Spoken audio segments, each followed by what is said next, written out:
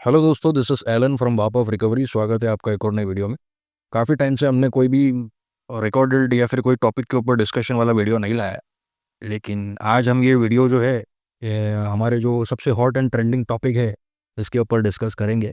ये वीडियो का जो टॉपिक होगा, जो कोर्ट केसेस होते हैं, जुडिशियल केसेस हो जाते हैं, बैंक आपके ऊपर कोर्ट में केस कर देता है, जो भी पेमेंट एंड सेटलमेंट एक्ट के तहत आपके ऊपर केसेस हो जाते हैं, जैसे कि सेक्शन 25, सेक्शन 138।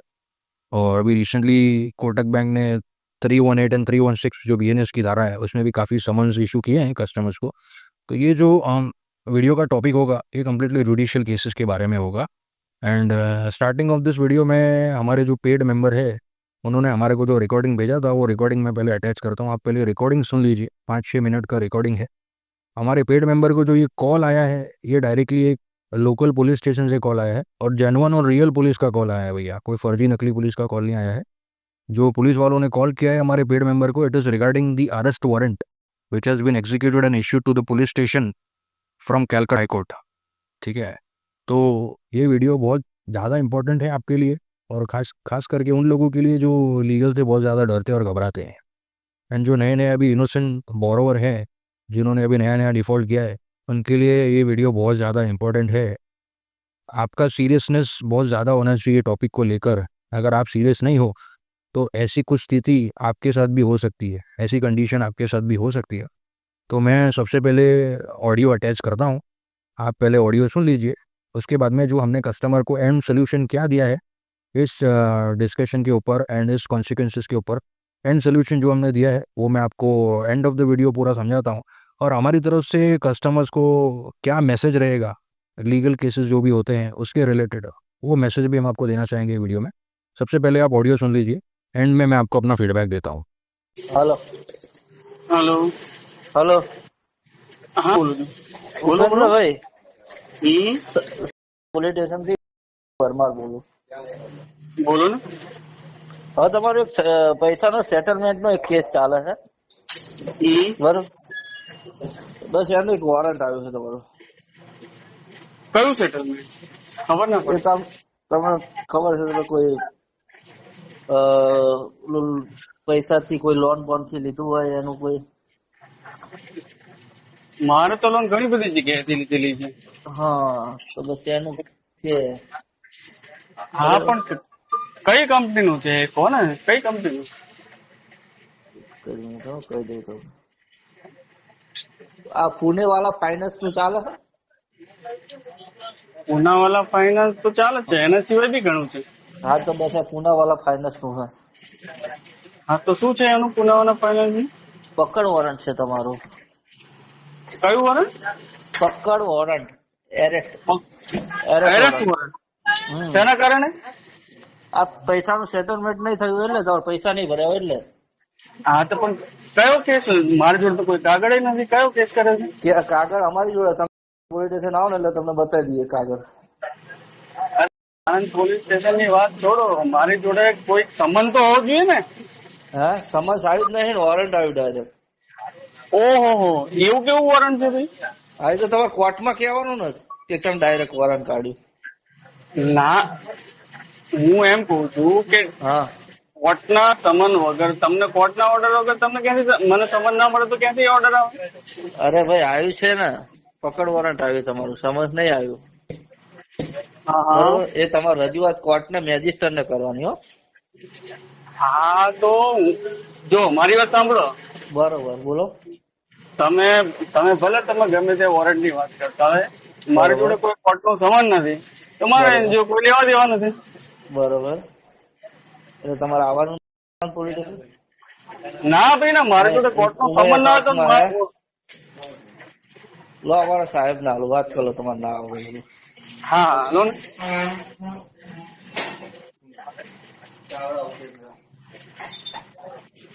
હલો, હાજી હાજી બોલો બોલો। આ તમારું કોર્ટમાંથી આવ્યું છે બરોબર? તો તમે મેળવી લો અને કોર્ટમાં જઈ આવજો। શું તમારું તમારું નામ શું વોરંટ છે કીધું? ને? હા પણ હું તમને શું કહું છું સાહેબ, તો મારી હા જોડે બોલો। કોઈ સમન તો હોવો જોઈએ ને કોર્ટ નું। અરે સમજ તો હોય નહીં, આ આવ્યું છે એટલે કંઈક તો હોય છે, ત્યારે જ કોર્ટે કાઢ્યું હશે ને। હા પણ કઈ કોર્ટે કોર્ટ એમ નું નામ છે? તો ડાયરેક્ટ નો કાઢે। કઈ કોર્ટમાં કોર્ટ જવું તો છે? હશે એક જ મિનિટ. કલકત્તા ની કેમ? એક મિનિટ, પણ કોર્ટ તો હશે કઈ કલકત્તા છે ને કઈ છે?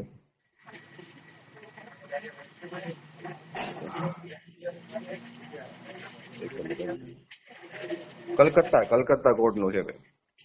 કલકત્તા કોર્ટનો. પણ હવે તમે હા. મને એનો ફોટો મોકલો તો મને બી કઈ પણ ખ્યાલ વોરંટ આવે. છે મારો ભાઈ, વોરંટ છે. વોરંટ નો ફોટો ન મોકલે ને, તમે આવો ને તો તમે દેખાડી દેજો, તમે જોઈ લેજો. અ, તમારા કોઈ વકીલ હોય એને પૂછી લેજો તમ તાર, બરોબર? તમે ક્યાં જ રહ્યો છો ને? પાર્કમાં તો રહેતા હતા પણ અત્યારે ત્યાં નથી રહેતા. ત્યાં તો હું રહ્યો છો એમ તમે અત્યારે? હમ. આ તો કોઈ બીજા કોઈ એને મોકલી આપજો, એમને દેખાડી દઈએ, બરોબર? એ તમને પણ નંબર ને એવું આપી દે. પણ મને આ નંબર પર વોટ્સઅપ કરો ને, મારે જોવું તો અરે પડે ને. કઈ એમ કઉ છું, વોરંટ છે એમ કઉ છું, એરેસ્ટ વોરંટ છે. એરેસ્ટ વોરંટ થોડું કોઈને વોટ્સઅપ કરાય. એટલે તમને કઉ છું, મારે કોઈ તમારા રિલેટિવ ભાઈ હોય, કોઈ સંબંધી હોય એને મોકલજો. હા પણ કઈ ટાઈપનું છે વોરંટ અરે તમે જે કહો છો? મને કઈ ખ્યાલ આવે તો મારે કઈ. વોરંટ એટલે કોને કહેવાય? વોરંટ એટલે અમારે તમને પકડીને કોર્ટમાં લઈ જવાના, એને વોરંટ કહેવાય. એમાં કઈ વિગતવારની માહિતી ન હોય. એમાં ખાલી કોને કેસ કર્યો છે અને તમારે સાંભળવાનું નામ, બસ એટલું જ હોય. બાકી વિગતવારનું તો તમને કોર્ટમાંથી જ મળે કે આ શું ચેપ્ટર છે ને ક્યાં હલવાનું, કેવી રીતે વોરંટ નીકળવું, કેટલા ભરવાના છે, કેટલા બાકી છે, શું કરી પતે, એ બધું કોર્ટમાં તમને માહિતી મળે. અમને તો ખાલી માણસનું નામ લખ્યું હોય અને એનો નંબર લખ્યો હોય, બસ. બીજું કઈ વિશેષ માહિતી અમારી પાસે ન હોય. આપણે એમાં કઈ તારીખ છે? મારે કોઈ વકીલને બી વાત કરવાની તો મને વોરંટમાં તારીખ ન હોય. વોરંટમાં તમારે અમારે ગમે ત્યાં તમને પકડીને રજૂ કરવાના હોય. એમ નથી કેતો. હવે સાહેબ મને એક વસ્તુનો જવાબ તમે આપો કે હા, બોલો. મારી જોડે કોઈ કોર્ટનો સંબંધ તો હોવો જોઈએ ને, તો ત્યારે બી હા, મને પણ ખ્યાલ આવે ને. અરે પણ હા, એ તો આવ્યો કે નથી આવ્યું તો અમને તો કઈ ખ્યાલ ન હોય. અમારી પાસે જો આવ્યું છે નહીં તો બાય પોસ્ટ આવ્યું છે અને વોરંટ છે, બરોબર? અને આપણી કોર્ટ હોય તો આપણે પૂછી જોઈએ. એવા કલકત્તાની તો આપણને થોડી ખબર હોય કે ક્યાં સ્ટેટ છે ને ક્યારે સમજ નીકળ્યું, શું નીકળ્યું. બરોબર? સારું, તમારે વાંધો કોઈ નહીં. હવે તો રિલેટિવ મારે કોઈ હોય ને એને મોકલી આપજો, એને આપણે દેખાડી દઈશું, બરોબર? અને એને નંબર બંબર ને આપી દઈશું, એટલે તમે ત્યાંથી વકીલ આગળ એટલે પૂછી લેજો. રિલેટિવ એટલે એ ફોટો પાડી લે તો ચાલશે? એ તો પાડી શકે ને ફોટો? અરે હું તમને લખાઈ દઈ, રિલેટિવ નો કાગળમાં લખી જ આપીશ. જે એનો નંબર હોય ને એ નંબર જ જોઈએ ખાલી. એ નંબર થી તમે ત્યાં પૂછાવરાવો એટલે ખબર પડી જાય સ્ટેટસ. નહીં મારે કોઈ સગાવાળું કે કોઈ અહીંયા આવીને ફોટો પાડી લે અને તો ચાલે ને? હા, એ વાંધો નહીં, તો એ જો સગાવાલાને જોયું જાય છે આપી તો હું દઈશું. કાલે કઈક વાત સગાવાલાને કરું. આવતીકાલે ક્યારે આવવાના છો તો? મારું કઈ નક્કી નહીં હોતું. તમે અરે તમે કારણ કે જે હોય સાચું કહેજો, કારણ કે પછી હોય તો જ કહીશું એમ. ખાલી ખોટું પોલીસને ખોટું નહીં બોલતા. ના ના, હું બહાર છું તો પછી બહાર જ છું. હા તો કોઈ વાંધો નહીં. તમે હોય તો કઈ વાંધો નથી. કાલ મોકલી આપજો ભાઈ. હા હા, સારું. તો હું કાલે શું એક વખત તમારું નામ કન્ફર્મ કરી દેજો. ठीक है, थैंक यू ओके।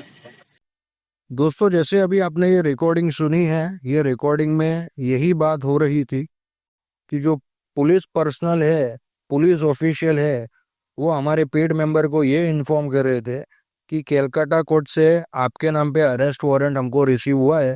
अभी एज पर दी कोर्ट इंटीमेशन हमको आपको ताबे में लेना है, हमको आपकी पकड़ करनी है और जो भी है रिस्पेक्टेड कोर्ट है, मैजिस्ट्रेट के सामने आपको हाजिर करना है। गुजराती में कन्वर्सेशन हो रहा था, लेकिन उसमें यही बात हो रही थी कस्टमर के साथ में, ठीक है।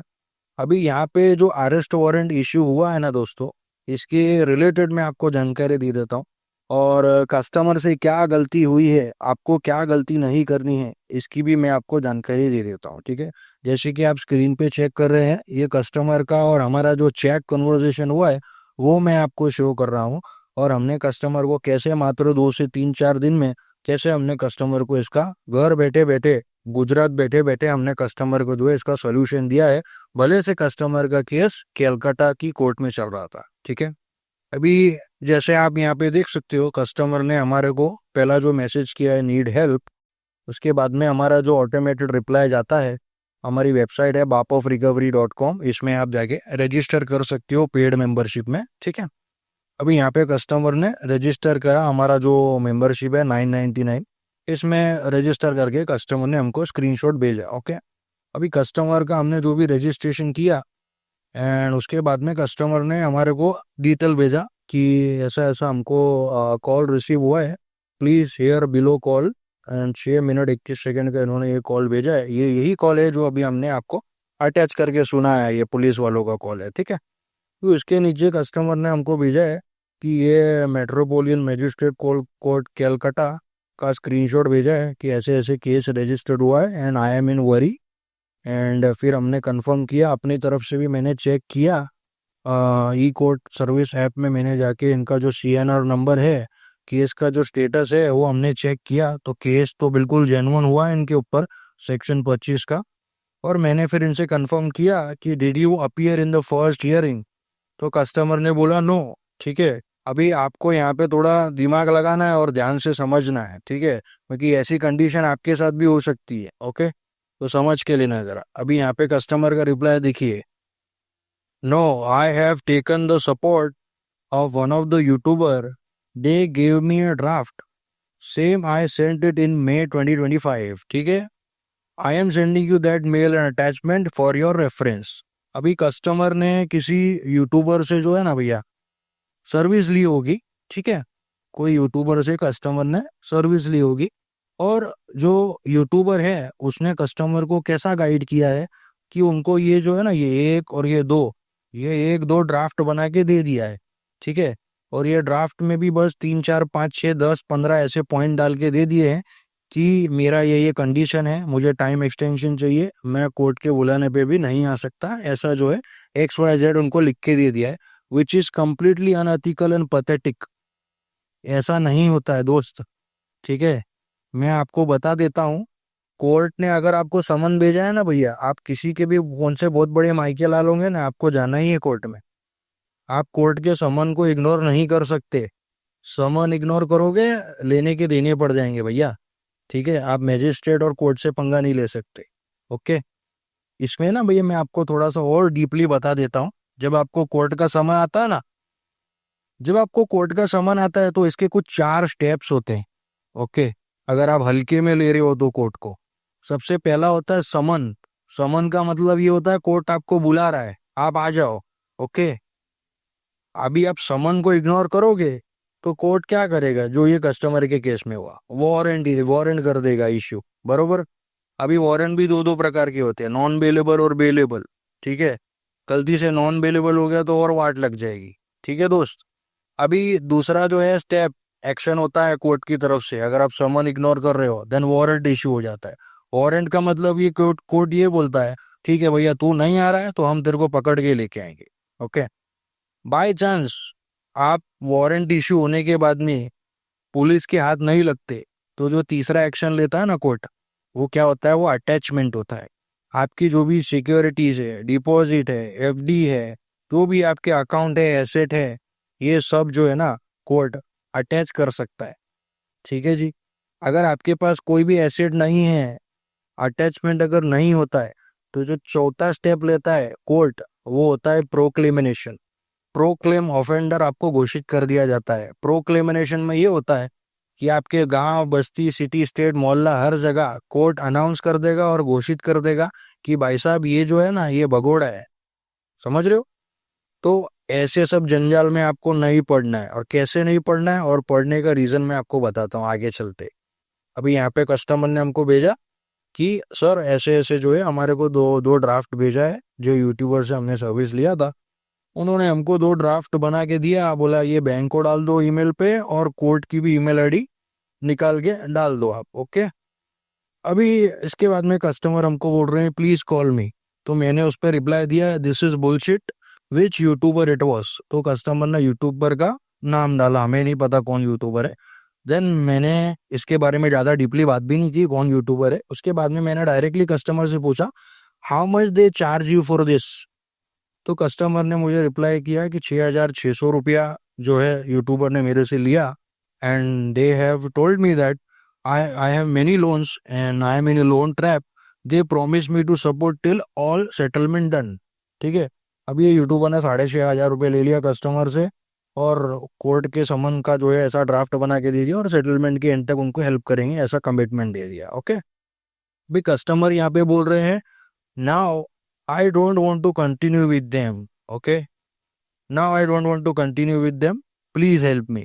तो कस्टमर अभी हमारे पास आए हैं, ओके, क्योंकि बराबर उनको बट ऑब्वियस गाइडेंस नहीं मिली तो कस्टमर अभी हमारे पास आया, तो मैंने उनको जो है रिप्लाई दिया, जो वारंट आया है ये रिप्लाई मैंने उनको दिया है। आपको मैं रिप्लाई एक बार जो है पढ़ के बता देता हूँ।